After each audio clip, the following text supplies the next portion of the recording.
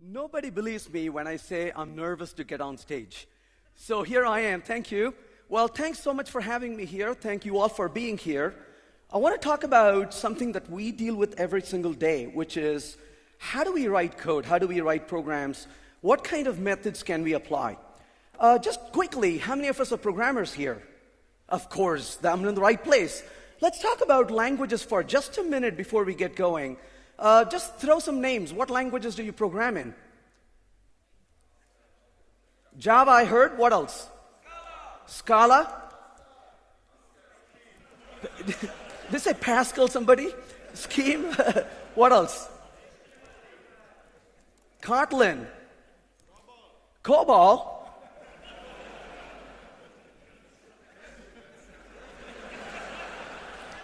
Okay, what else?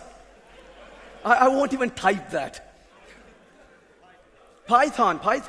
Let's put Python here somewhere. Python. PHP.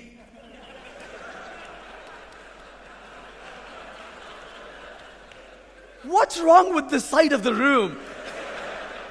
No, just kidding. Absolutely fine.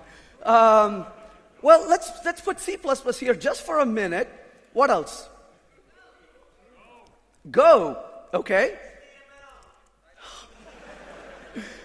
All right. So this is good start. This is good start. Anything else? TypeScript. Ooh, that's good one. Let's put it right here for a minute. All right. Anything else? Of course, JavaScript, right? Okay. Let's leave that there. We'll come back to that and talk about it. So let's get going.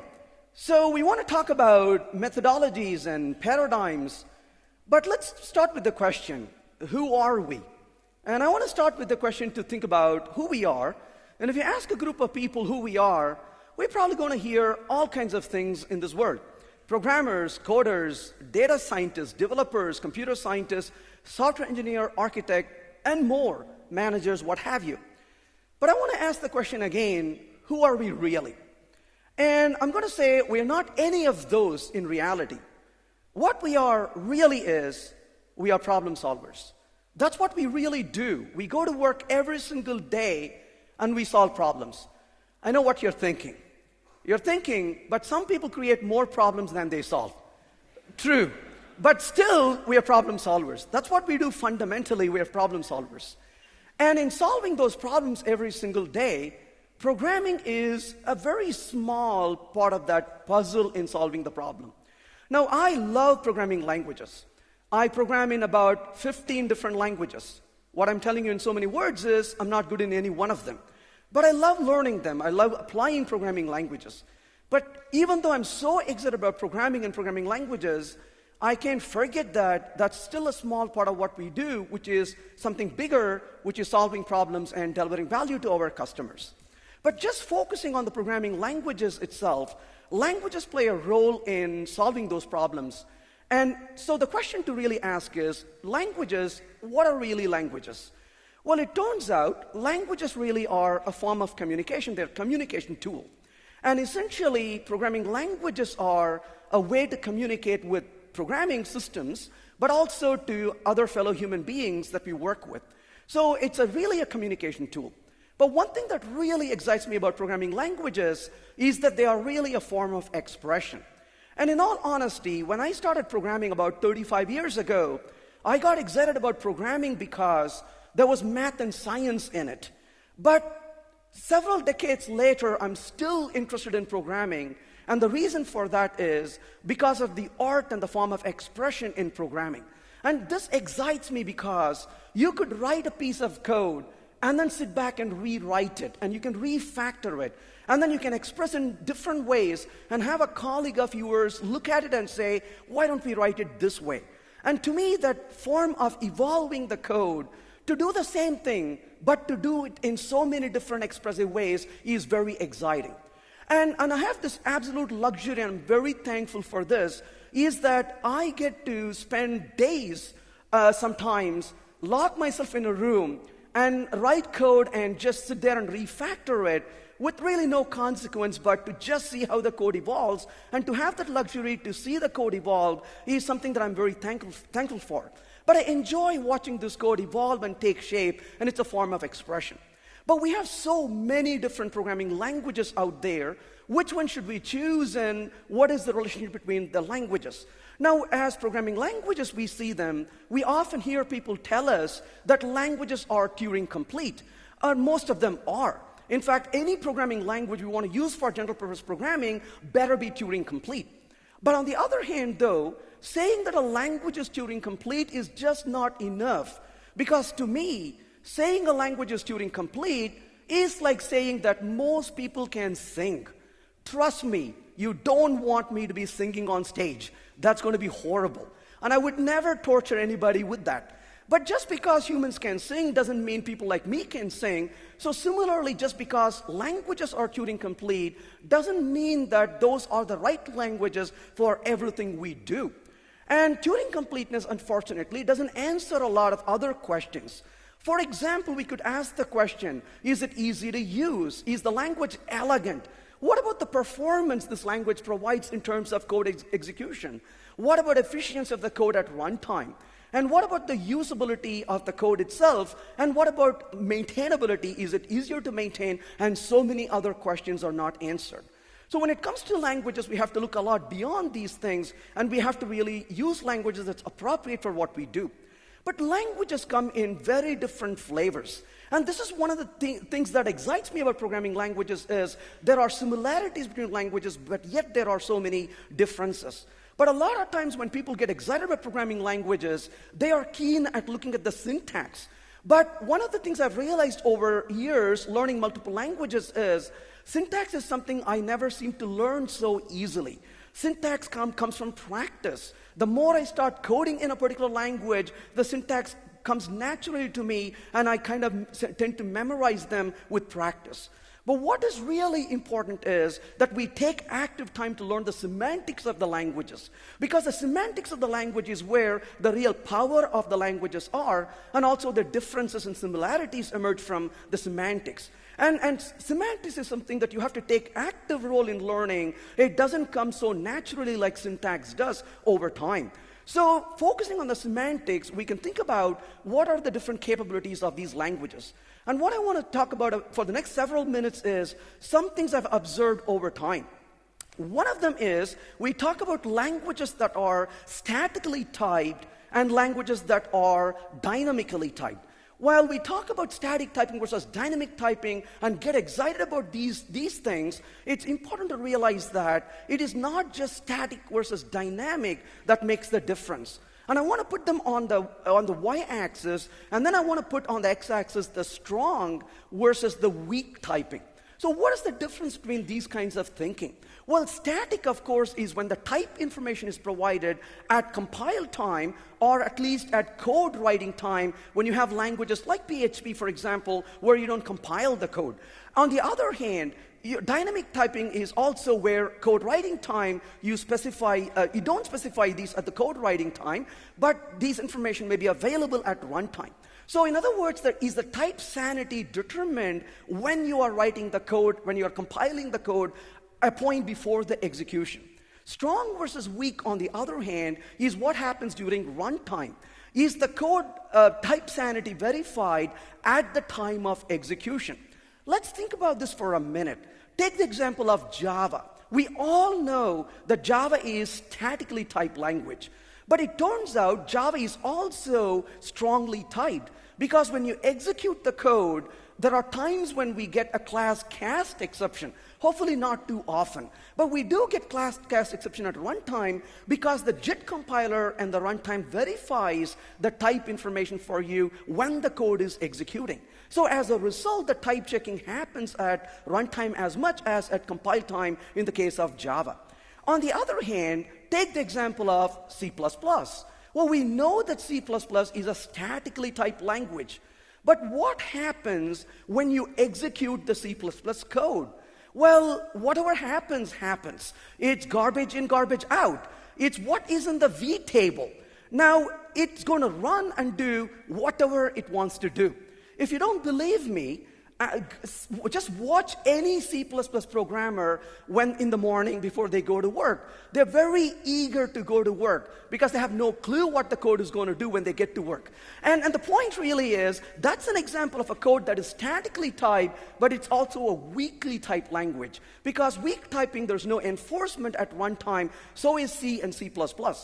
On the other hand, if you take languages like Ruby and Python, for example, these languages, on the other hand, are dynamically typed. We don't say what the type is at code writing time, but when you execute the code, there is verification of type at runtime.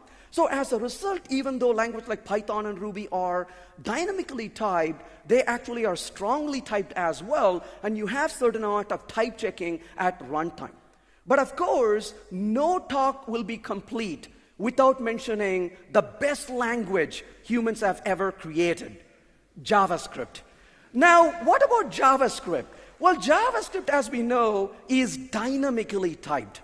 But what happens when you run the code? It's called miracle. It does things for itself. And so JavaScript is dynamically typed. It's also weakly typed. And I don't know who said this, but I saw this on Twitter, and somebody really said it very wisely. He said, JavaScript is weakly typed because every week I wonder what the code is doing. And so there's a reason why we have such a love for this language. And don't get me wrong, I love all languages. I love JavaScript also. Part of the reasons I make fun of languages is because I love them so much. But JavaScript, of course, is special. And I was programming with JavaScript one morning, and it refused to work, like a lot of code that refuses to work for me. But this one was a little bit more intimidating. And out of frustration, I posted this tweet. And here's my analysis of what JavaScript is. And here's how I want to define it. JavaScript is like an infant. It's cute to play with, but you have no clue why when it begins to cry. And so you're calling mom and saying, Mom, it's crying, what do I do? And mom says, have you fed the baby? Have you changed the diaper? Are there insects nearby? And that's how you debug JavaScript. You're trying to figure out what the heck is going wrong with it. So it's great when it's working, but when it doesn't, it can be really frustrating. But we are relying upon a lot of these weakly typed languages as much as strongly typed languages at runtime. But if you really look at the world we live in, both the front end and the back end are seriously supported by weakly typed languages, which is a bit scary, but the world hinges on them. But as you look at programming languages beyond that, we begin to realize that there are other similarities as well. Well, when it comes to languages, of course, there are different paradigms. Learning a language is easy, learning a syntax is easy, but changing a paradigm takes a lot of effort. In my career, I've gone through maybe about 6 different paradigm shifts, and every one of them have been very challenging and painful, but very rewarding once I made the shift. Well, of course, you have procedural programming languages. And then, of course, remember good old Dijkstra telling us go-tos are evil. We have the structured programming languages with clear structure of how these constructs are built together. Then, of course, we have object-oriented languages, and then we have functional languages as well. Now, when you look at these languages, you often wonder, is there anything that is similar between all these languages? Or are the paradigms so different from each other? And I realized one day that after all, there is really a nice common thread that connects all these languages. If you ask me, if we were to give an award, and an award to somebody in our field, and I would say hands down, that award should go to this one person who has influenced everything we do every single day. There is not a day, I'm saying this in all honesty, there's not a single day when I sit down to program, I don't admire and thank the words of the guy named David Wheeler. David Wheeler said, what's the most profound thing in our field? David Wheeler said, in computer science, we can solve any problem by using another level of indirection. This is phenomenal, isn't it? Because what do we do every single day? We solve problems and we use level of indirection over and over and over.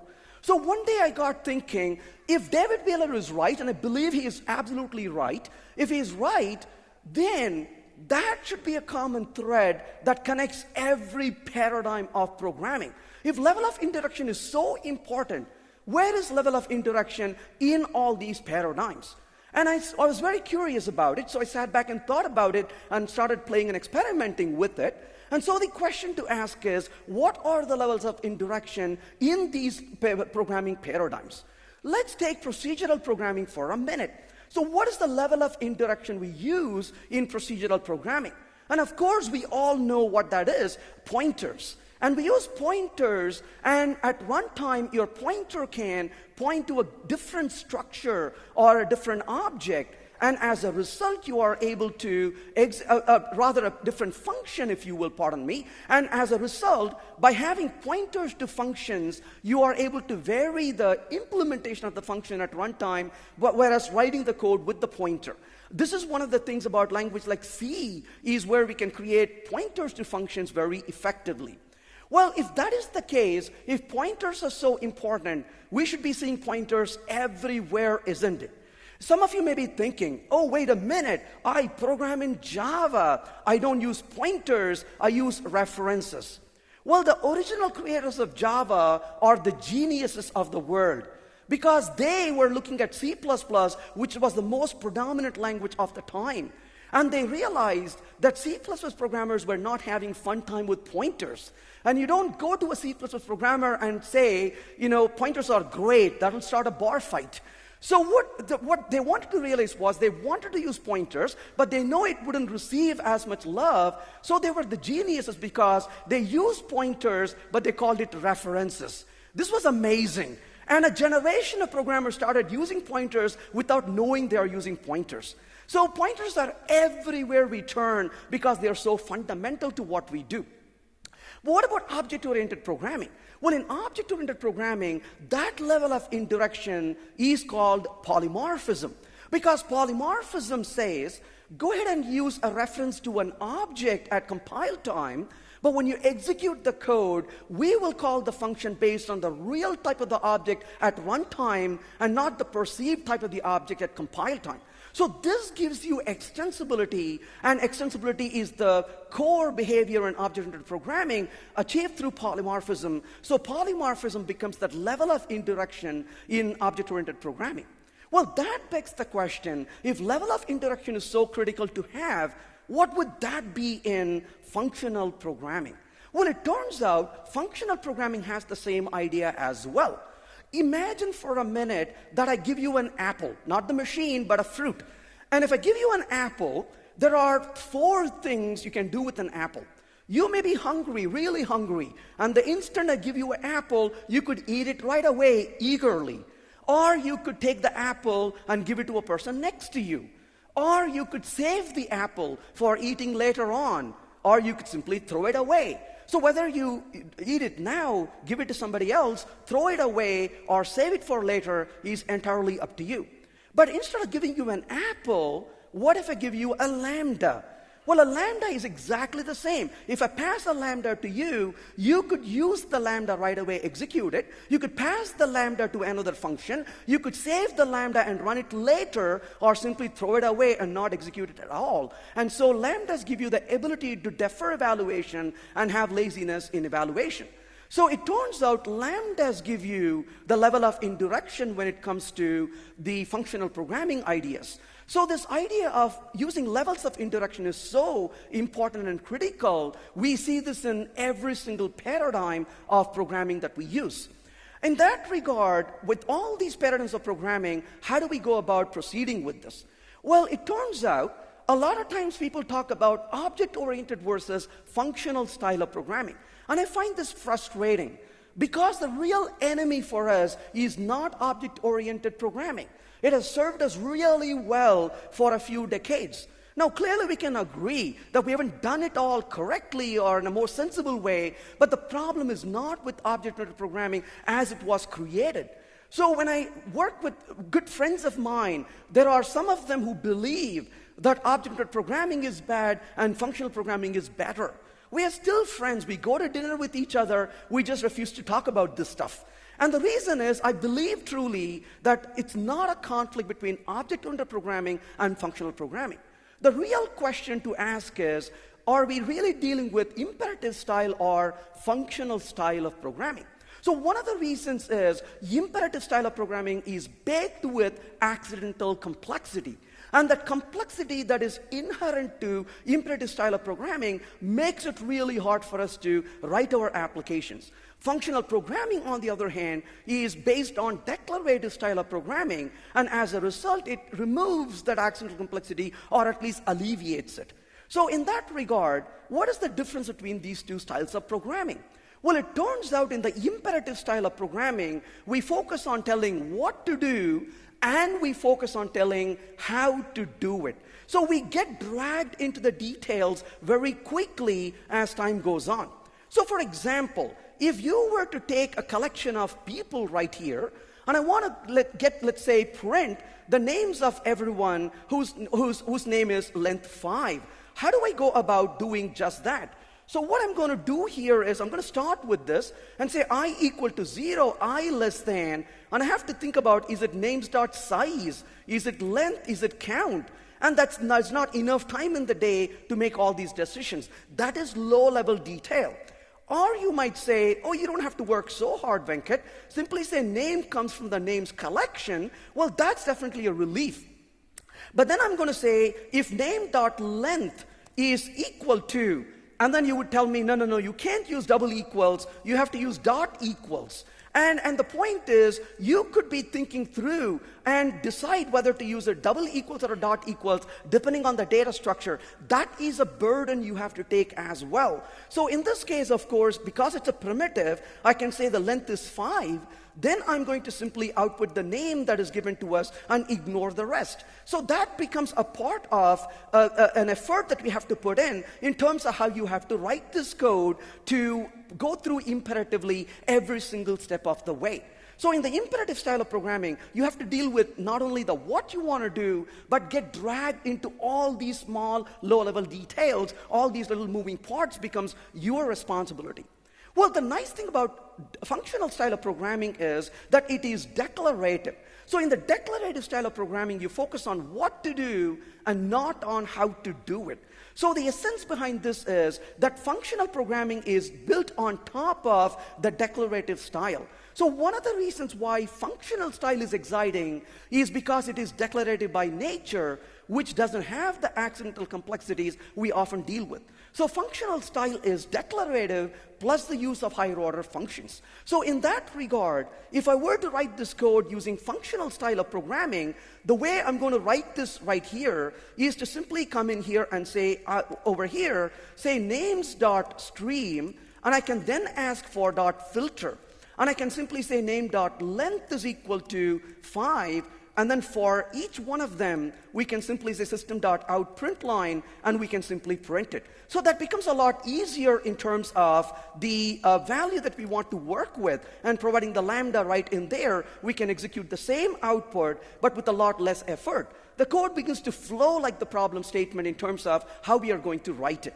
So this becomes a lot easier to work with in general when we don't have to struggle through all the details, and we can focus on the what instead of the how.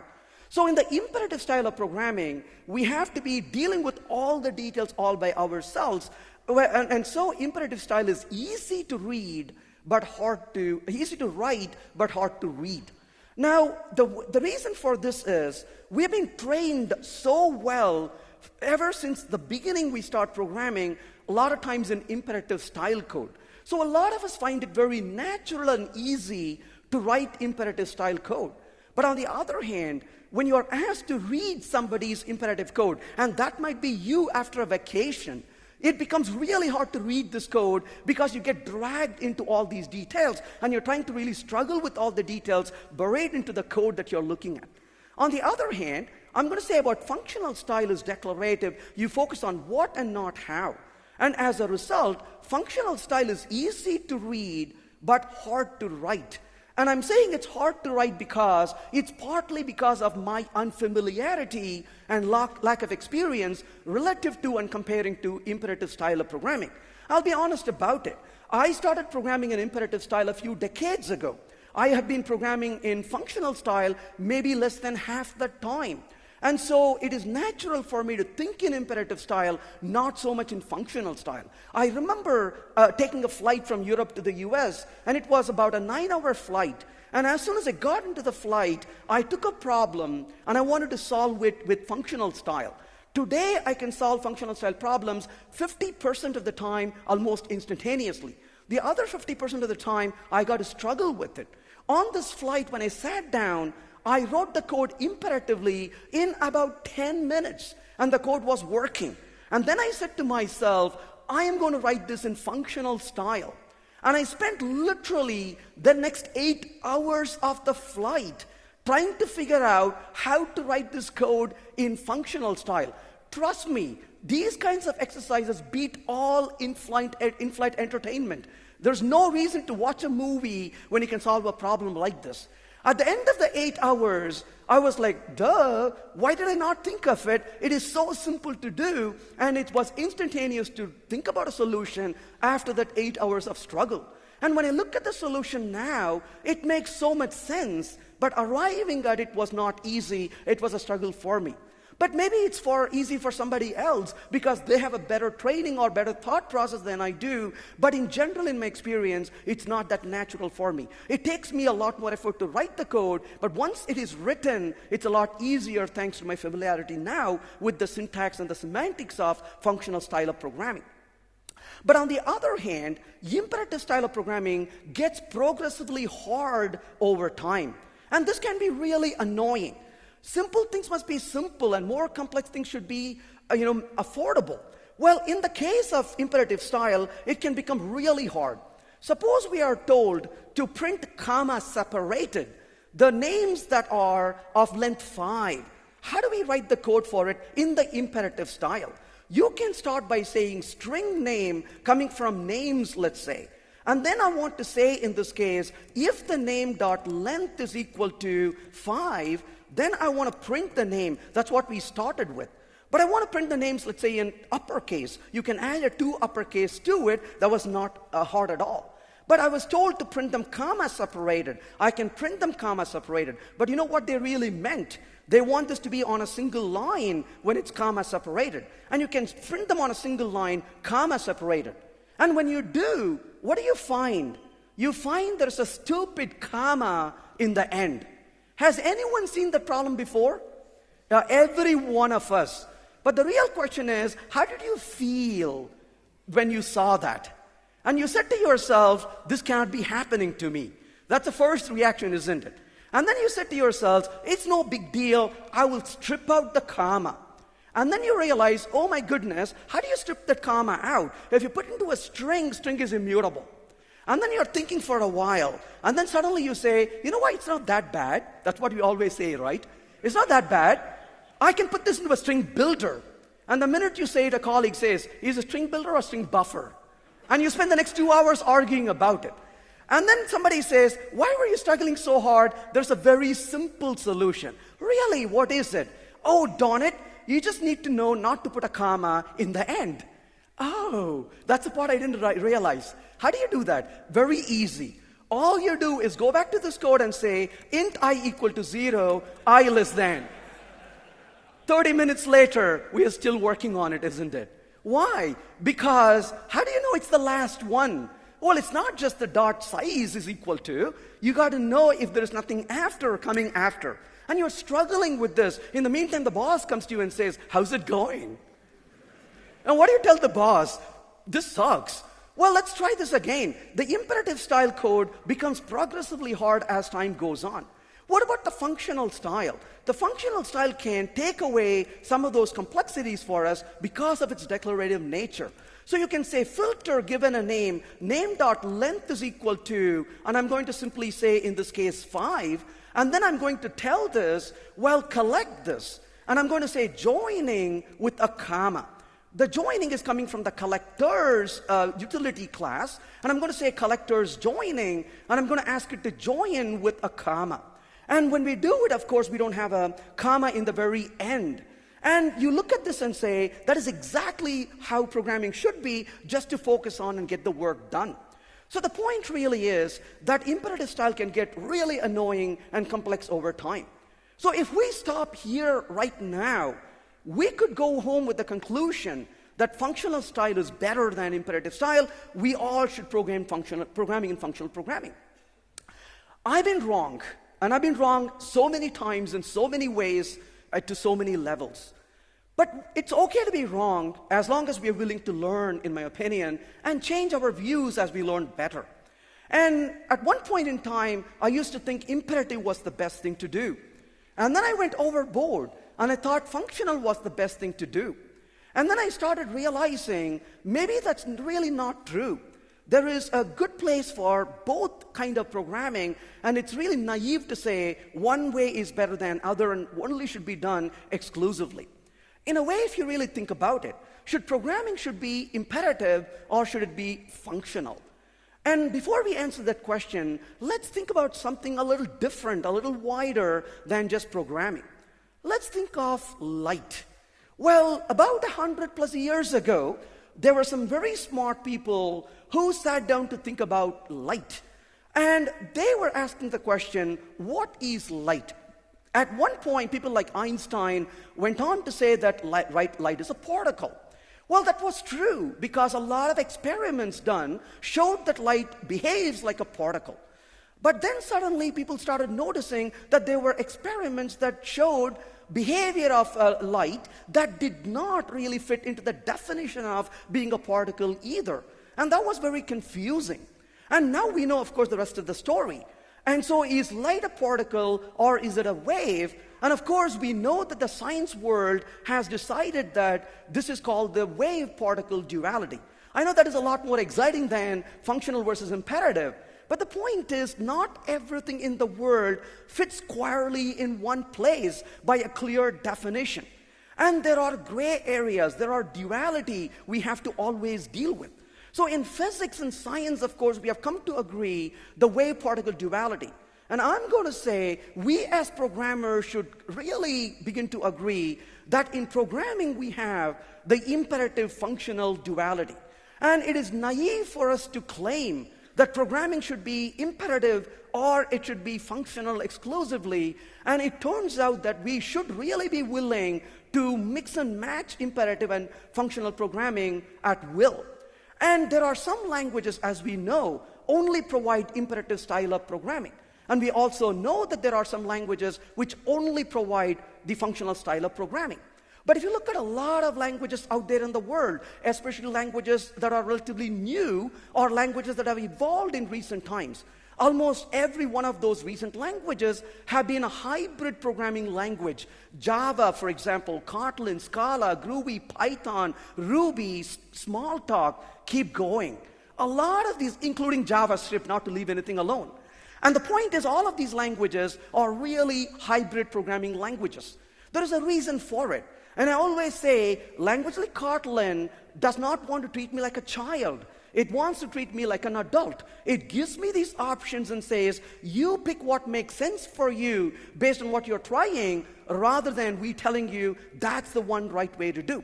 So we want to really embrace this imperative and functional duality. But what is the benefit of doing it? I'm going to say there are some really good benefit to embrace this duality because we can gain from them wherever it makes sense appropriately. I'm going to say imperative is really good at dealing with side effects and exceptions. If your code has side effect, you are able to really deal with it very effectively using imperative style of programming. In functional style, we want to write pure functions. You don't want to have any side effects. On the other hand, if you ask the question, how do you deal with exceptions? Well, the problem is not that the functional programming world, it's hard to deal with exceptions. The problem is exceptions are not a functional programming idea. Exceptions inherently are an imperative style of programming idea. What does an exception mean? You are going down the call stack, you run into an exception, you unwind the call stack to go back to the try block where it is being called, and you can handle it in the catch block. So the point is you are really imperatively walking through the call stack at that point. Now, on the other hand, programming in a functional paradigm is like a stream-based programming. There's a flow of the logic. You go from a pipeline of functions, a filter to a map to maybe another filter or whatever to a reduce. And this is kind of like driving on the freeway.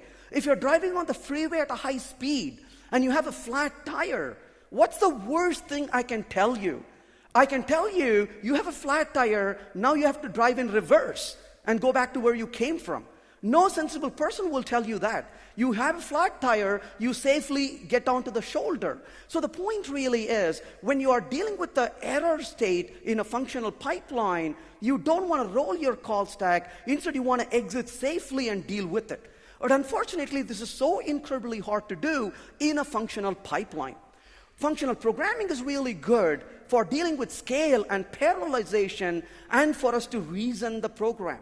So while functional has a lot of benefits, it doesn't do really well certain edge cases that we really need to deal with in programming that imperative style deals with a lot better. So the capability of the modern languages that we are dealing with is that it embraces the two styles of programming. For example, if I were to take a code like this one right in here, one of the beautiful things about this is, how do we go about parallelizing the code? Imagine for a minute that we have written the code using a traditional for loop or while loop and things like that. And if I wrote with the for loop or a while loop, you're going to have shared mutability in your code potentially. And you have written this code, and you've taken all the time to write this code using sequential programming. Now, how do you know you are using you're writing sequential code? I'll tell you one way to clearly know you're writing sequential code. When you go to work, everybody smiles at each other. That's a sign you're writing sequential code, because it's easy to write, easy to manage, easy to debug, and everybody is happy. You go to lunch as a team when you write sequential code. And one day somebody comes to you and says, you know, the code is not performing really well. We should make it faster. And you're sitting there and struggling. How do you make it faster? And somebody tells you we should use multi-threading with a for loop and a while loop. That's the last day anyone smiled at work. And you spend all the day and night debugging the code. Forget about going to lunch, leave alone team lunch. And of course, this code turns into a monster. And the day you introduce thread is that innocent, beautiful looking code turns into a monster. And the structure of the code is no longer the same. And you look at this code and you cannot recognize this anymore. And you stare at this code and you are absolutely nostalgic. And you say, back in time when this code was easy to maintain. And you don't want to go to work another time because it's so boring to be debugging this code. And with all these locks and synchronized blocks, it becomes a nightmare. I give that type of programming the synchronize and suffer programming model. And it becomes really painful to deal with. But the real cool thing about Streams API is, at least for a collection of data, the structure of sequential code is the same as the structure of concurrent code. When I run this code, it produces the result. If this was a large collection, if it really deserves parallelization, I can make the decision to parallelize it, but the implementation is absolutely trivial. I don't have to work that hard, because all I have to do is make it parallel, and it runs in parallel. But notice the structure is exactly the same as it was. So the structure of sequential code, the structure of sequential functional code is the same as the structure of concurrent functional code. And when the code structure is exactly the same, there are a lot of benefits. You can write the code sequentially. You can debug the code. You can experiment with it. You can reason it. And if the performance is adequate, leave it. But if you need something different, you can parallelize it with almost no effort. And so you get to reap the benefit of performance without enduring the pain of changing the code. And that, to me, is phenomenal. And this is one of the things that drew me into the Streams API, is that the structure of sequential code is identical to the structure of the concurrent code. But this is true only as long as you don't deal with exceptions. The minute you deal with exception, what happens? Well, the exceptions break the flow. You know, people often tell me Java doesn't support exceptions properly in Stream. There's a good reason for it. because it doesn't belong over there.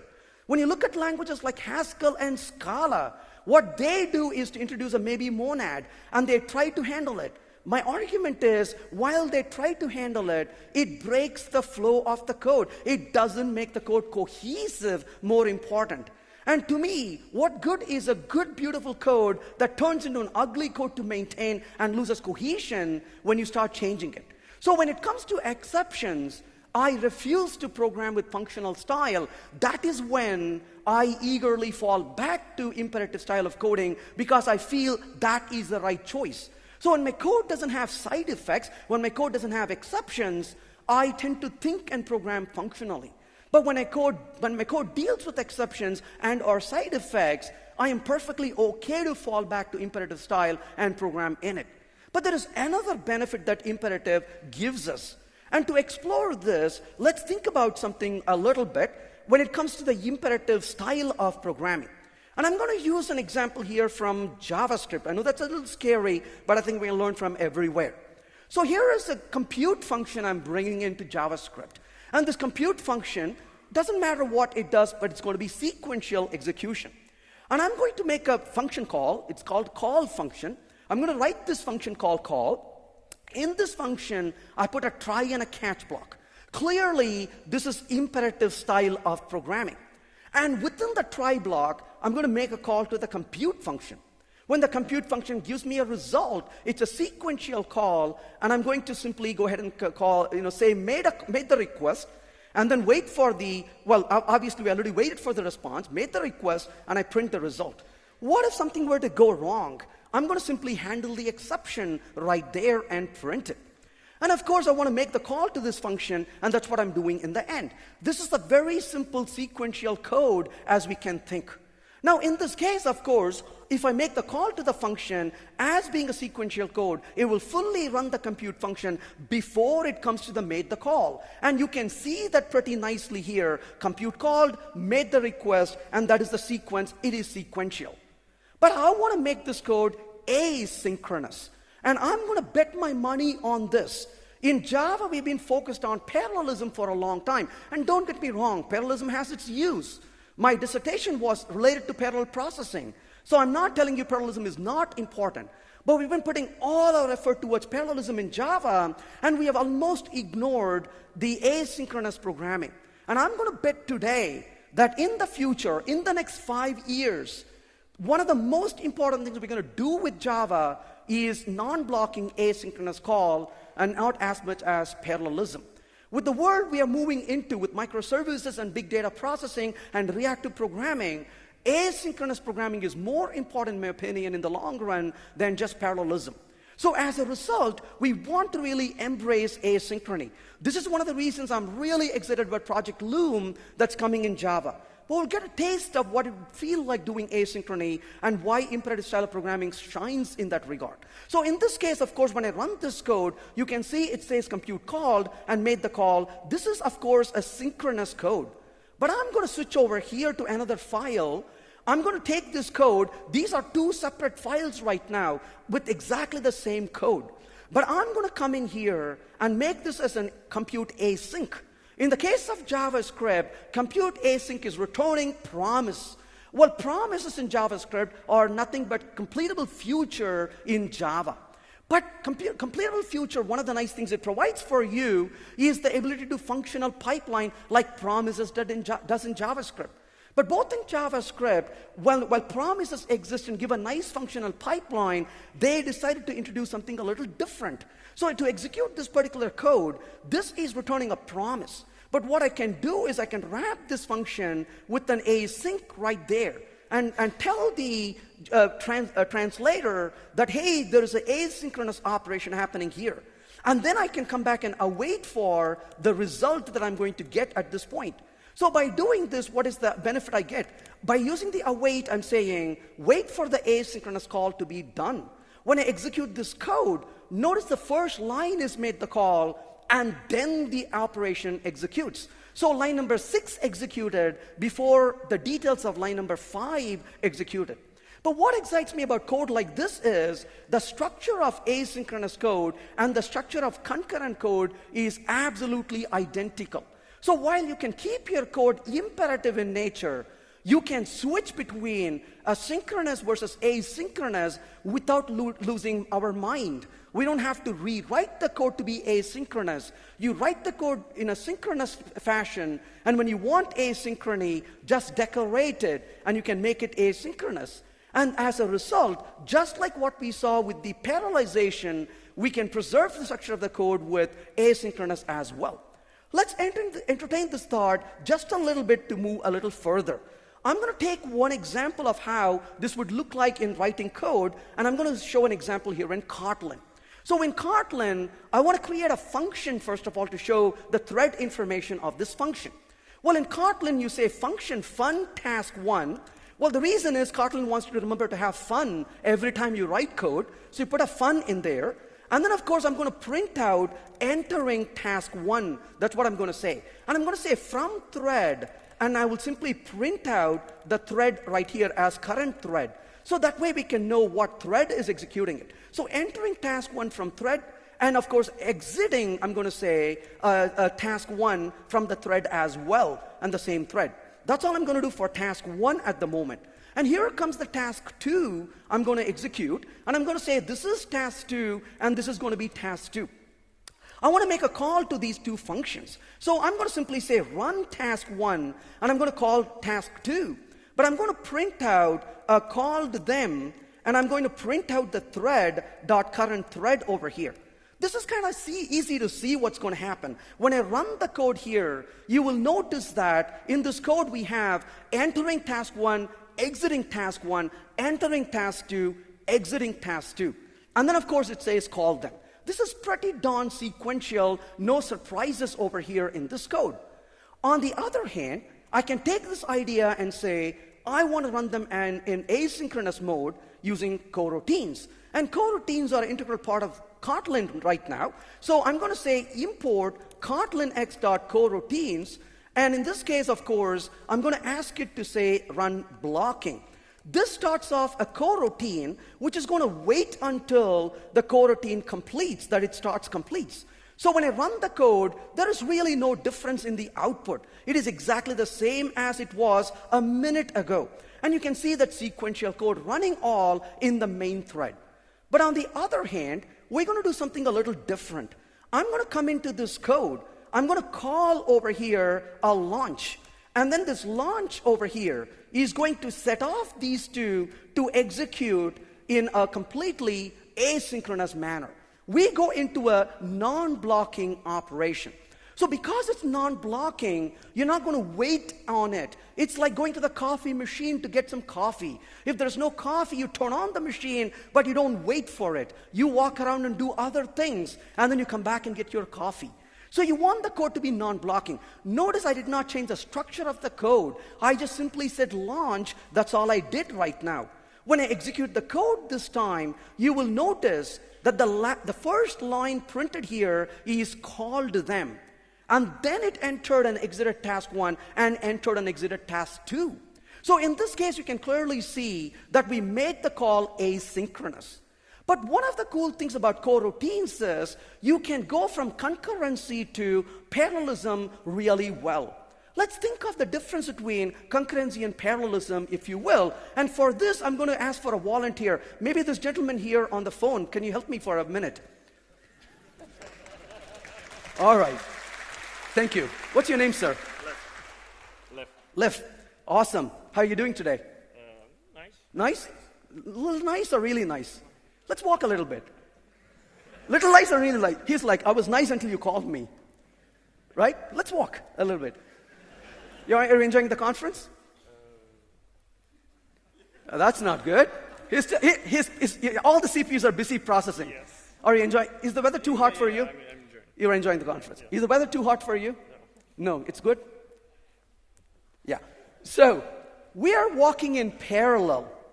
Well, even though there's a little delay in one process. We're walking in parallel. Would you agree we're walking in parallel? Yeah. All right, we're walking in parallel. But we are talking concurrently. Would you agree with that? Yes. Because I'm not speaking over you. You're not speaking over me. I say something, and you reluctantly say something back. Would you agree? Yes, I do. That's an example of concurrency versus parallel. Does that make sense? We both walked at the same time,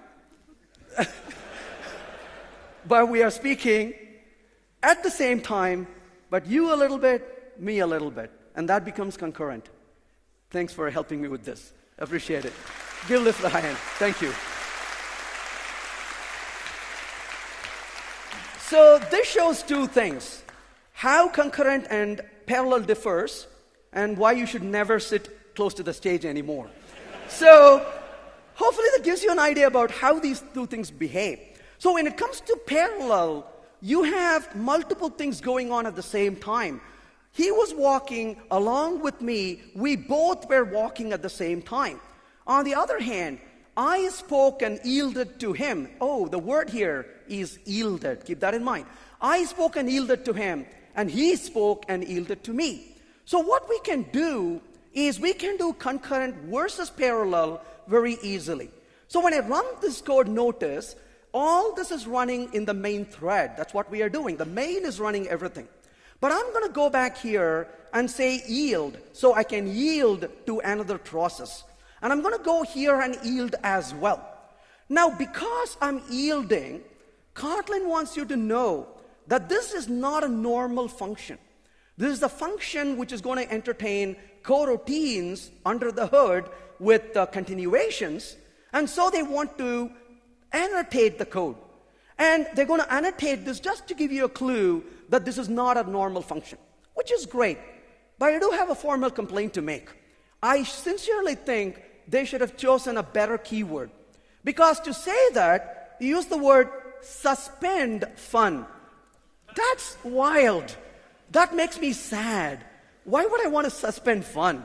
But in any case, this is going to simply say, this is a suspendable function. That's what you're saying. But now that I marked the function as suspend, and I said yield, I am going to say something, and I'm going to yield to him, for him to say something before he yields back to me. So when I execute the code all of a sudden, you notice from the output, we are concurrent. Notice that I said called them, then I enter task 1, but I have not exited task 1 yet. But in the same token, in the main thread, I've entered task 2. And then, of course, I exit task 1, and then I exit task 2. So all of a sudden, at the same time, the main is in 2 methods, or it appears to be in 2 methods, both in task 1 and task 2. Much like all of a sudden it appeared like both of us were speaking, and true, we were. Except I was yielding to him, and he was kindly yielding to me, and we were talking at the same time, but not over each other. We were pretty civil to each other. And that is exactly the point is, you can build this kind of concurrency. But if you want to make it parallel, all you have to do is provide a different threading context, and the functions will then run in a completely different thread at that point. But what we saw in this exercise was that the structure of the synchronous imperative code can be the same as the structure of asynchronous imperative code. So one of the benefits we get in this case is to go from a synchronous to an asynchronous, you don't have to change the structure of your code. The code structure can be exactly the same as you move forward, and that becomes a lot easier to communicate the intent. So you can write the code synchronously and then refactor it or change it to being asynchronous, as the case may be. So the languages should enable and not limit the form of expressions. And this is one thing I'm very keen when it comes to choosing what programming paradigms to use and to choose the language to program in. And I want the flexibility, not the limitations. So the language should give me an enable and the form of expression, and give me the ability to choose the form of expression that's right for the problem at hand. In a way, I would say, to me, languages are like this hybrid. We can have this hybrid of, a hybrid plane. It is up in the air. It can also be on top of the water, as the case may be. What if we consider a language to be like a thermostat, where we can dial this all the way down and make it cooler, which would be really nice for a day like this, which is so hot. Or we can turn it all the way up and make it warmer in a deep winter. Or maybe leave it somewhere right in the middle where it's comfortable. And every one of us can choose and adjust this based on what that level is. And if we can have that ability to adjust this, then I don't compel myself to say, this is the only way I will program.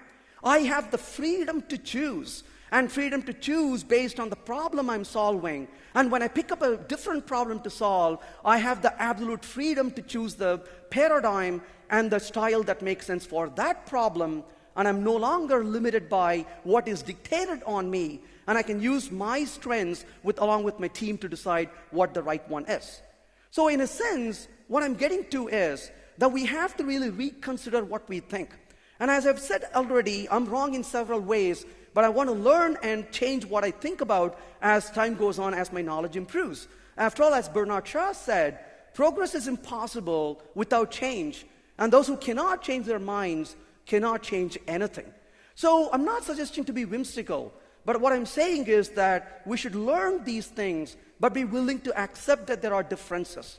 After all, I would argue wisdom is realizing that there are no absolutes. So anytime we want to seek absolutes, I think we failed really badly.